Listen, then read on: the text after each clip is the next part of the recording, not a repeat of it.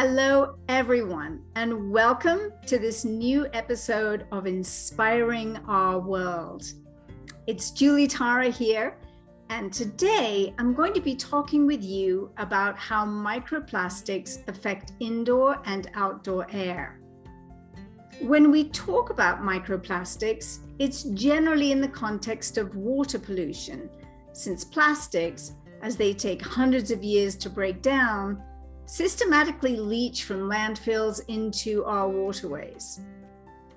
A less known way that microplastics might adversely impact our health is through the air we breathe, and that's what we're going to discuss today. What microplastics are we breathing in every day? When working at home, driving to the office, outdoor cycling or running, or in different environments. There's a big gap in knowledge, and thanks to researchers around the globe, answers will be found, but time is of the essence.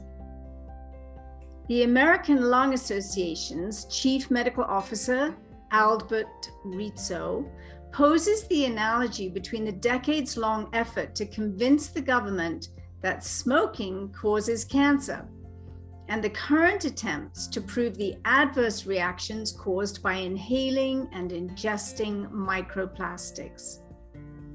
He says, by the time we got enough evidence to lead to policy change, the cat was out of the bag. I can see plastics being the same thing. Will we find out in 40 years that microplastics in the lungs led to premature aging of the lung or to emphysema? We don't know that. In the meantime, can we make plastics safer?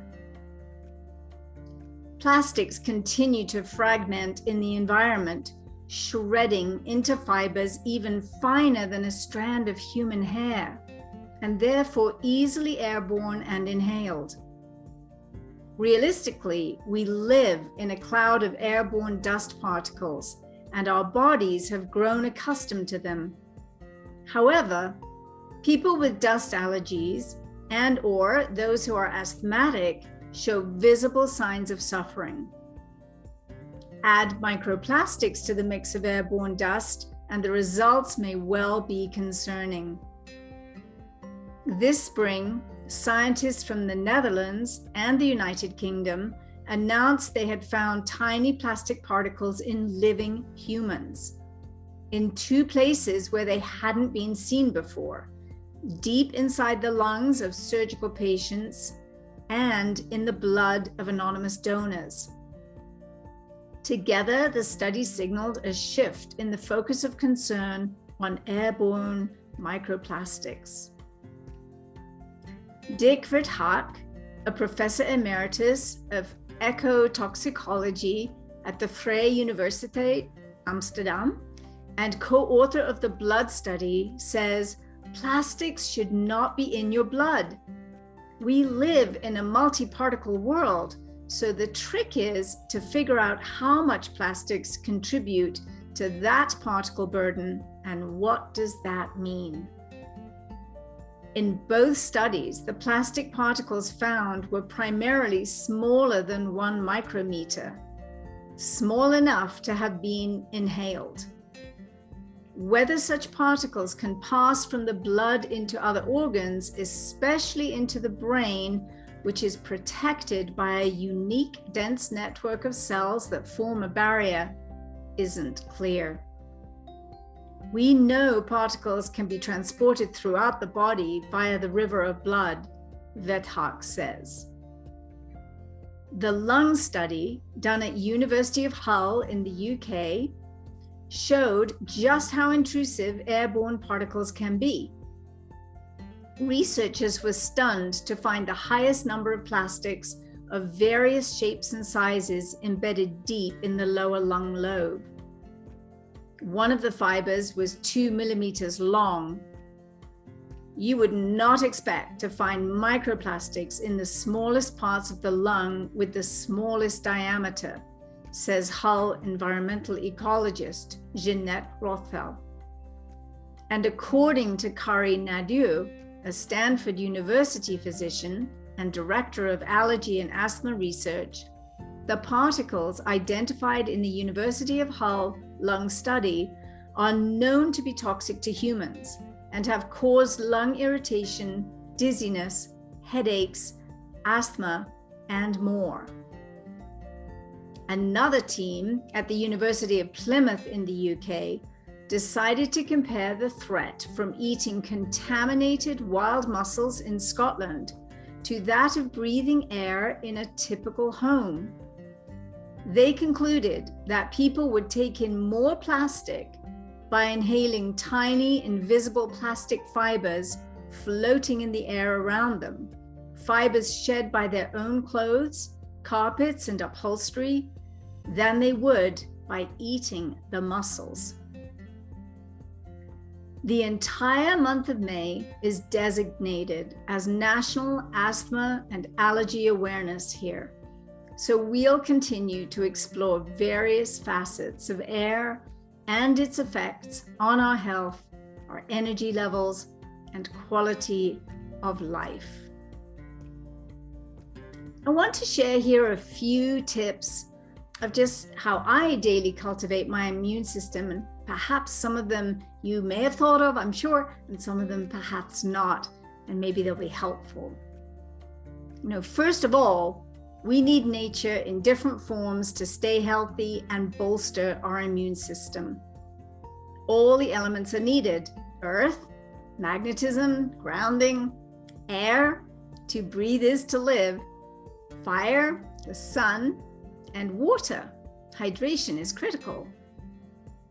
In synergy with plant life, of course, these create our healthiest foods. Nikan Technologies focus on these elements to our great delight. Let's look at a few key areas. Sleep. 7 to 9 hours of deep sleep is recommended. 2 nights of interrupted sleep compromises our immune system by 50%. Our sleep system is a revolution in sleep technology. Let's look at when we take a shower in the morning. It is said that cold water at the very end of your shower, using our shower filter, of course, helps to strengthen our immune system. You can look up Wim Hof. He's done a lot of amazing work on cold water and the effects on the human body. Clean, fresh air. We've been talking about this. This is absolutely critical. Also, did you know that indoor heating and air conditioning plus electronics create massive amounts of positive ions? They make us feel tired, ill at ease, sad, irritable, and so on. The Kenko air purifier, with its amazing negative ion generation, counteracts that in the most profound way, giving us the experience of natural buoyant energy, positivity, lightness of being, so we can all get along easily and well. We have many fabulous testimonials coming in from so many of you on the wonders you've experienced with the Kenko air purifier. Thank you. It's so inspiring, and we'll be sharing them. Water, of course, and not only any water, but the best alkaline, mineralized, magnetized, microstructured water, Pyamag water. Grounding, earthing, to connect to all the hugely beneficial ions of the earth, our grounding mat. Let's look at organic, plant-based whole foods. This kind of diet powerfully supports our intestinal tract, a huge way to boost our immune system. This has been my primary way of eating since I was 23 years old. Less animal food, processed foods, chemical additives, colorings, etc. is very supportive of our digestion in so many ways. Supplements such as prebiotics, lactoferrin, probiotics, KVB shake, zinc and copper, Mega Daily 4, key enzymes, J Greenzymes, elderberry, Siaga, detox, liver support, mushrooms, immunity. The list goes on. We have so much in our repertoire with the wellness home, don't we? How marvelous is that? Now let's look at exercise. We are woefully sedentary these days. What with all the work on computers, working from home, it's a problem. Movement is critical for heart, lymph, skeletal structure, and muscular health. We need good, healthy, oxygenated blood flowing through every capillary throughout our body. Find what works for you and challenge yourself a little bit every day if you can. I love hiking, walking, dancing, Pilates, yoga, gyrotonics. Working out with a personal trainer can be fabulous too for getting results. Dancing around your living room is a wonderful way to get natural exercise and will make you naturally happy too.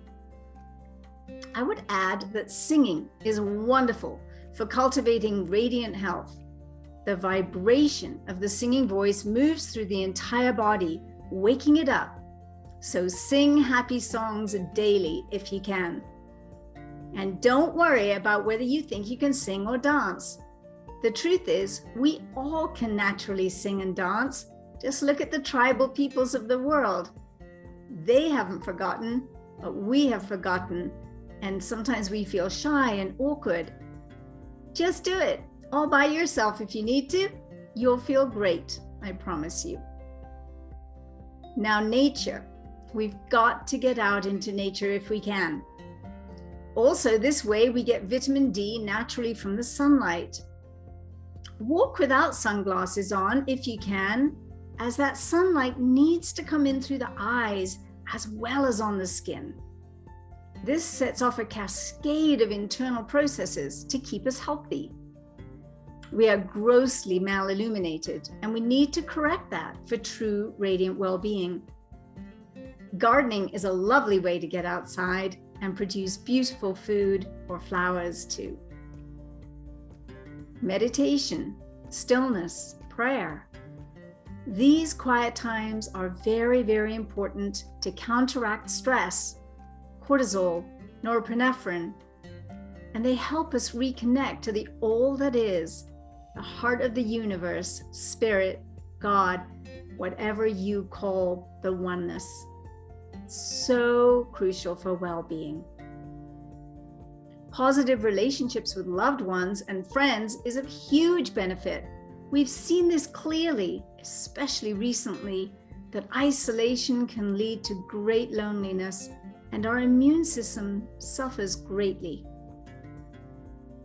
Intimacy with a love partner has been proven to increase immunity also. How lovely is that?